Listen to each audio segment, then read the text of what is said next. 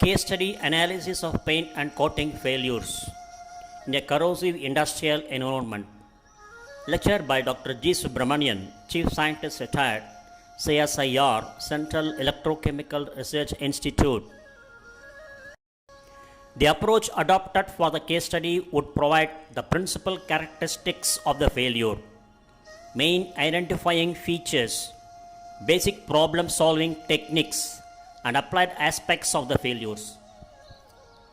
A major power company requested an investigation to determine the cause of paint failures on the two storage tank and associated piping at a trucking company facility. Peeling or delamination was experienced.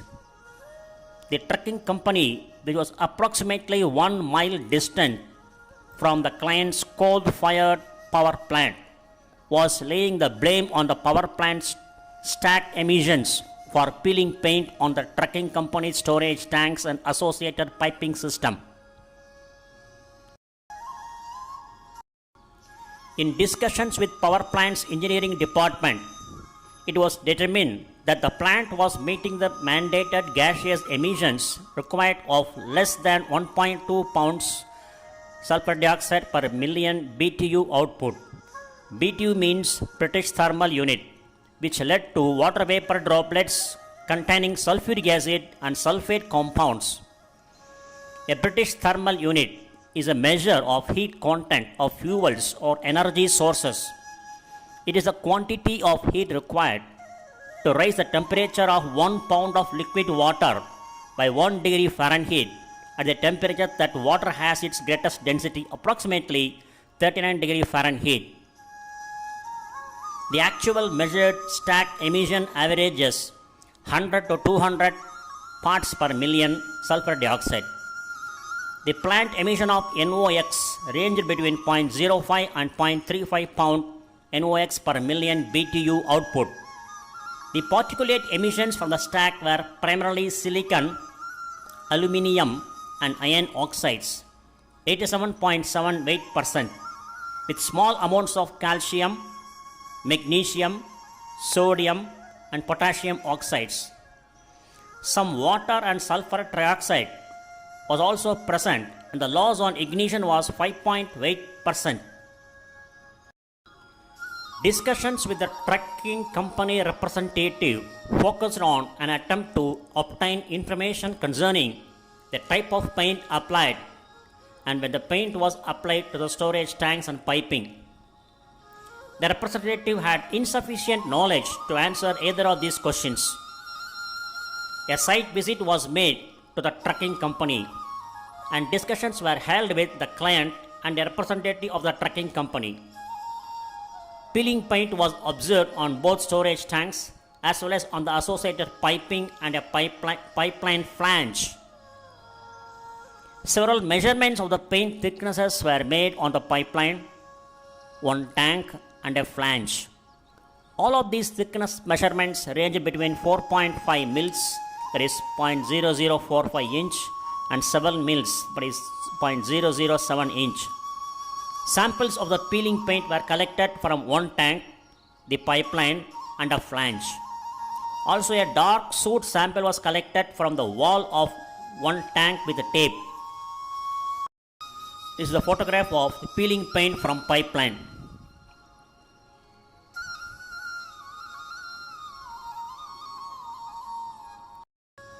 This is the photograph of peeling paint from the tank.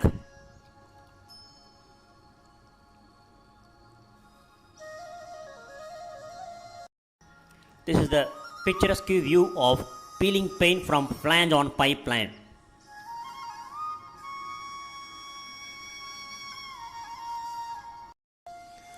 Fourier transform infrared FTIR spectroscopy was measured on the top sides of the paint chip samples using the attenuated reflectance technique, ATR technique. The undersides of the paint chips were too contaminated with rust for FTIR analysis.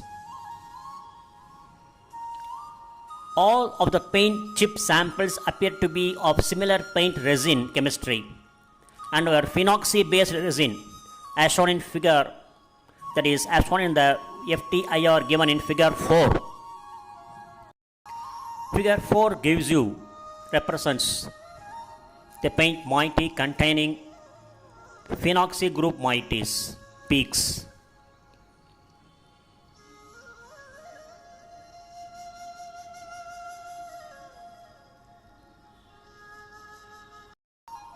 Energy dispersive X-ray fluorescence spectrometry (EDS) was conducted on both sides of each of the 3 paint chips as well as the soot sample at 20 kV accelerating potential. Figures 5 and 6 presents energy dispersive X-ray fluorescence spectrometry for the top side and underside of the paint chip from tank 1. This figure shows the EDS spectrum of the tank wall paint chip top side.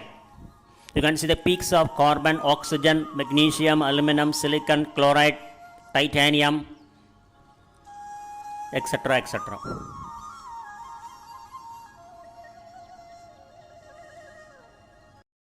Figure 6 gives you the EDS spectrum of tank wall paint chip underside.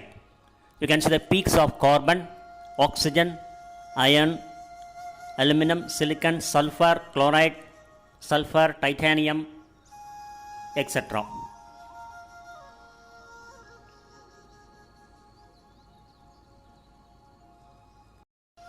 Figure 7 presents the EDS spectrum of the soot sample. Sulfur was found on both sides of the paint chips as well as in the soot. Sulfur is not present in this paint composition as a pigment, resin or additive, so it must have been deposited from the local environment.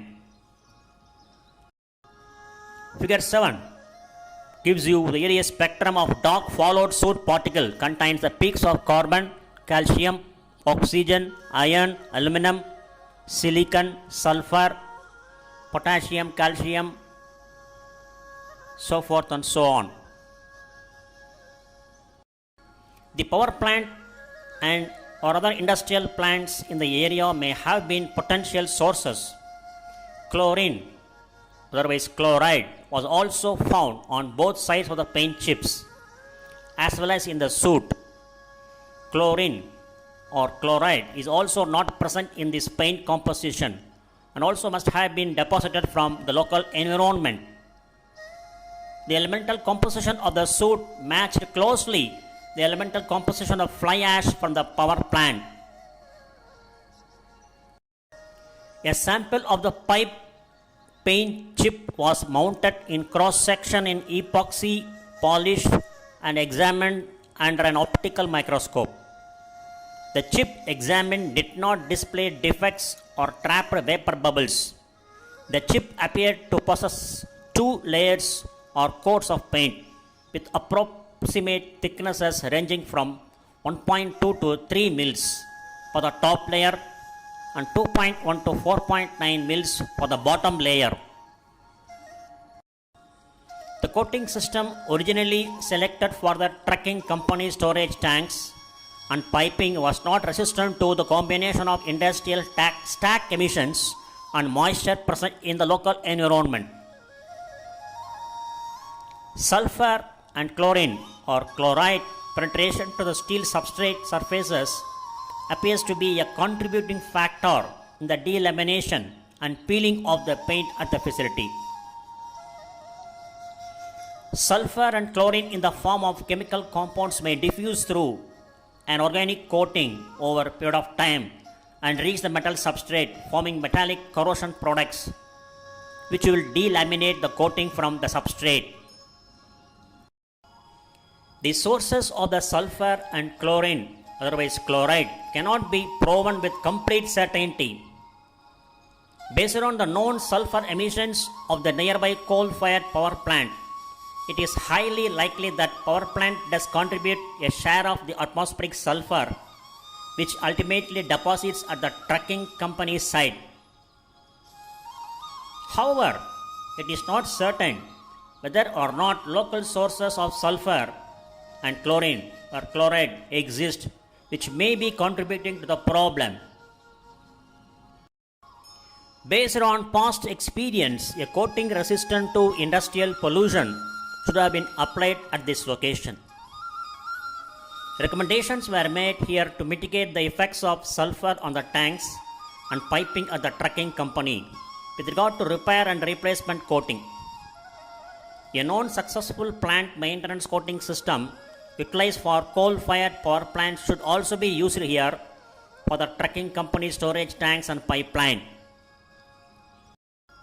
Adequate surface preparation would include a water blast at a minimum pressure of 4500 psi using a rotary turbo nozzle to remove all loose paint, dirt and loose rust. This would be followed by application of the optimized primer, intermediate and finish coats.